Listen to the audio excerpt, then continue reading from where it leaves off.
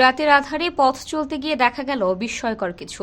বিপরীত দিক থেকে কোনো গাড়ি নয়, বেশ জোর কদমে হেঁটে আসছে এক কুমির।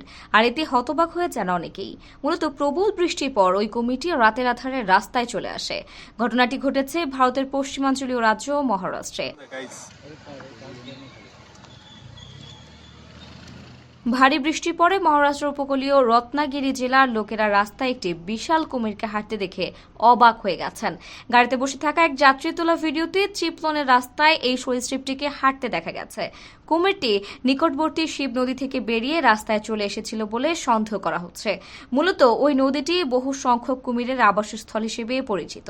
এদিকে এই ঘটনায় এলাকাবাসীকে কুমির সম্পর্কে সাবধান করে দেওয়া হয়েছে এবং কোথাও কুমির দেখতে পেলে কর্তৃপক্ষকে খবর দিতে বলা হয়েছে।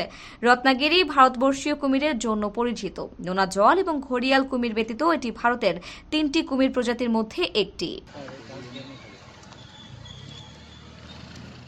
কারো কাছে স্বপ্ন পূরণ, কারো আনন্দের উপলক্ষ, আবার কারো জীবন পাল্টে দেওয়ার মুহূর্ত, কখনো জীবন বাঁচাতে সর্বোচ্চ গতিতে উড়ে চলা, কারো আবেগের শেষ মুহূর্ত, আপনজনের শেষ বিদায়ে শামিল হওয়া। এমন সব ইচ্ছে পূরণে সর্বনিম্ন ভাড়ায় দ্রুতগতির বাহন প্রবাসী হেলিকপ্টার। আপনার প্রয়োজনে যোগাযোগ করুন আমাদের হটলাইনে।